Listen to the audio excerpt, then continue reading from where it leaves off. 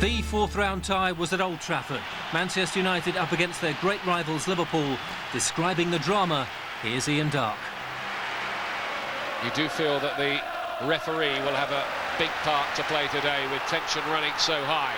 Here's Redknapp, he's got Hegem out wide. Good looking move this by Liverpool.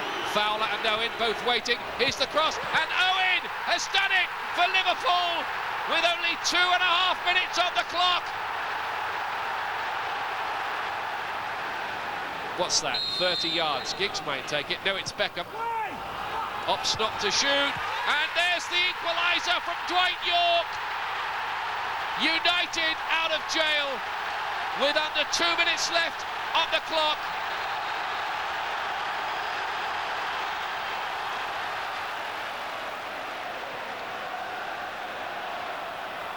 Oh, Scholes. And it's 2-1. Oh, Manchester United have stolen it with Ole Gunnar Solskjaer. What a nightmare for Liverpool. And in the space of 2 minutes, right at the end, United go through. That is heartbreaking for the men from Anfield.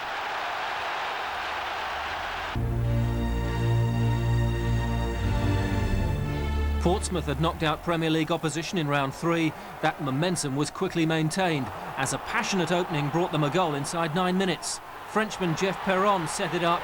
It was scored by teenager Luke Nightingale.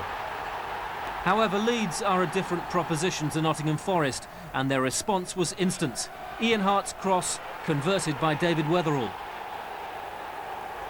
4 minutes later, Hart, the talented Irish fullback, conjured one of the best goals of his brief career. A thunderous free kick.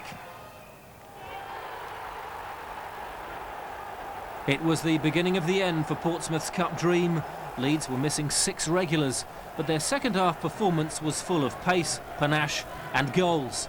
Australian Harry Kewell produced another clinical finish to cap Jimmy Floyd Hasselbank's good work. Portsmouth's very existence hangs in the balance. Financial problems have overshadowed their season, and this sort of luck was just rubbing it in. Bruno Ribeiro claimed Leeds' 4th via a heavy deflection. With the home side increasingly dishevelled, Leeds broke away again. Kewell was the provider, Dutchman Clive Weinhardt the executioner. 5-1 to Leeds, and the Yorkshire side are now many people's favourites for the competition.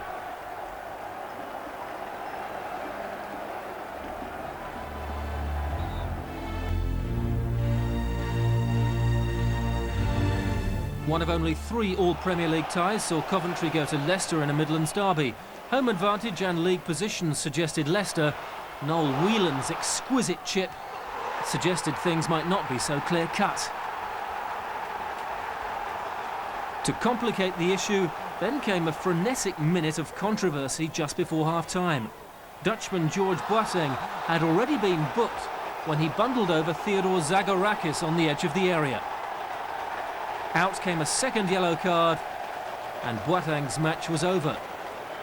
There's commitment and there's recklessness, and the midfielder had clearly overstepped the mark. Even worse for Coventry, Paul Williams' clumsy challenge on Emile Heskey seconds later presented Leicester with the perfect chance to equalise. But this was the turning point. The normally reliable defender Matt Elliott made a mess of the penalty.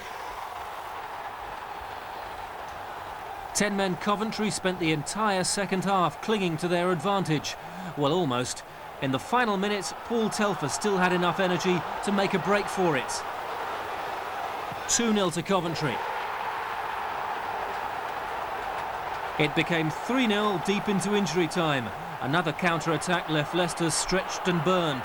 This time, aided by Whelan's assist, Steve Froggatt put the finishing touch to things. And Gordon Strachan's side had won a memorable victory. Everton have scored just 3 goals in 11 home league games. Their first FA Cup tie at Goodison this season brought a first goal in almost a year for the one-time England star Nicky Barmby. Defender Marco Materazzi was sent off just after half-time, but Everton held on.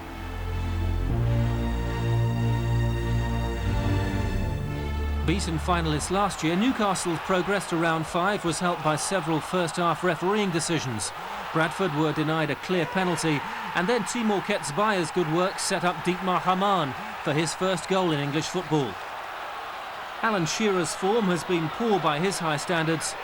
That was Shearer's best response to it all.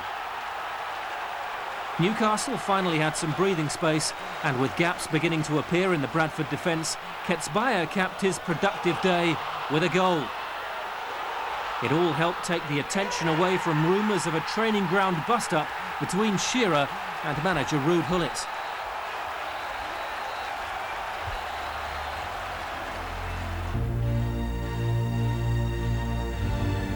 A capacity crowd crammed into the Vetch Field hoping for a repeat of Swansea's third-round win over West Ham. This time a solitary strike put paid to Swansea.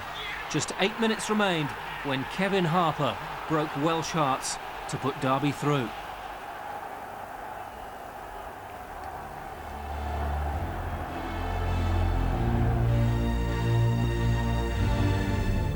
This was the second of 4 scheduled games in League and Cup between these London rivals in 3 weeks. But they'll meet again after a frantic cup tie and 2 great goals. Robbie Earle's acrobatic overhead kick nudged the game Wimbledon's way. Only for David Ginola, much criticised for diving too much in the league game 7 days earlier, to stay on his feet and thump in a superb equaliser. That clearly meant so much to the Frenchman and his Tottenham teammates. 1-1.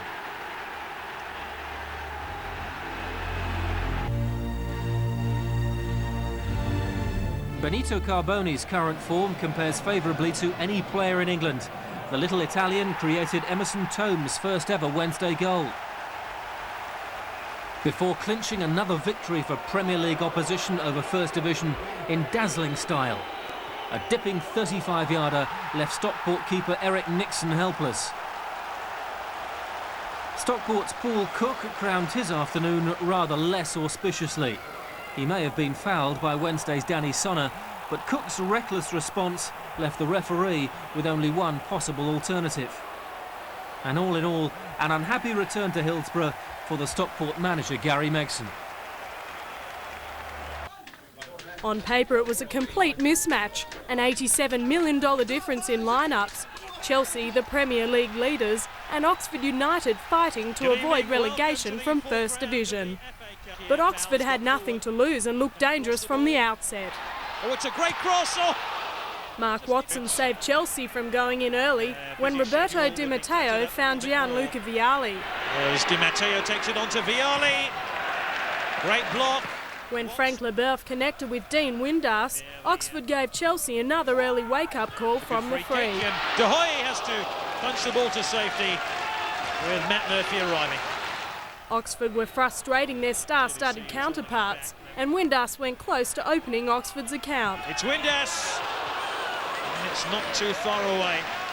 A rare opportunity for Chelsea in the final minutes of the opening half. Oh, that's a good save. And the underdogs went to the break unlucky not to be on the board. Powell! He's driven it straight. Oxford put the pressure back on Chelsea immediately after half-time. And in the 53rd minute, Jamie Cook found Windass from the corner for the overdue goal. It's there! Oxford have the lead! And Windass has scored! Struggling Oxford United have scored against the millionaires of Chelsea. At the other end, Vialli broke away from Watson but couldn't equalise. And Watson is beaten for pace. Vialli! Oxford won up and should have made it 2. Chelsea lucky not to be down and out. Francis! I don't know how they missed that. Anxious moment for Oxford fans as Chelsea started to dominate in attack, but this time Elliot Jackson came to the rescue. Wise! With an upset on the cards, the nerves started to get to Oxford. It's a penalty! The Blues saving themselves an embarrassing FA Cup exit in injury time. And he scored, and Chelsea have been thrown a lifeline. But first, how Chelsea overcame Oxford United in their 4th round replay after surviving only thanks to a last-minute penalty in the first game. Oxford, short of cash but long on spirit and a sense of injustice after that one, took the replay to Chelsea too. And early on, Phil Gilchrist struck first for Oxford, heading the visitors into a surprise lead.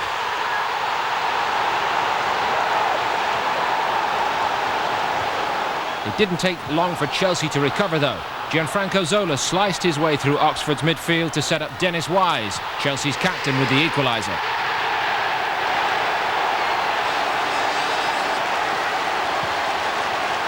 Then Chelsea took over. Zola again creating the chance for the second, but this time he took it himself with a sublime one-touch finish.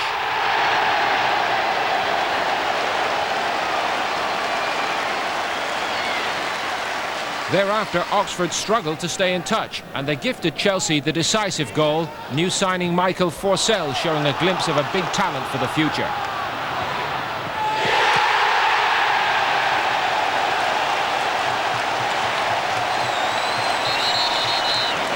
His second had the stamp of a proven striker, not bad for a teenager who Chelsea describe as one for the future.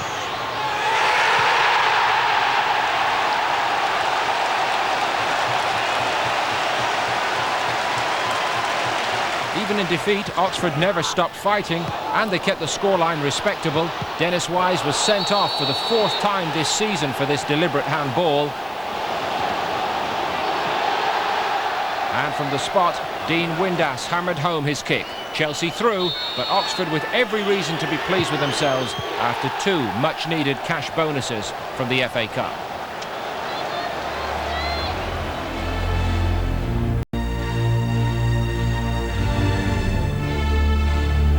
White Hart Lane, the fourth instalment in a five-game series between Tottenham Hotspur and Wimbledon. Two meetings in each of two cup competitions, plus a league stalemate. But this FA Cup replay produced an emphatic winner, watched by Ian Darr. Andy Sinton wading down this left-hand side. Oh, he's got a shooting chance too, and he scored! It's Andy Sinton! Plenty of work, you feel, for Spurs to do yet before they can get through to play Leeds. But Ferdinand has won this off Perry, and surely a goal, and it is for Nielsen.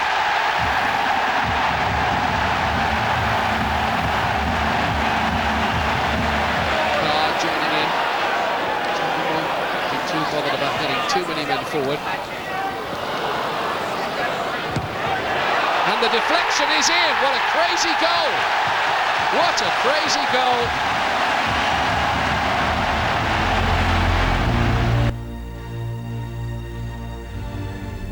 Second Division Fulham wrote one of the giant-killing stories of round 3 when they knocked out Southampton.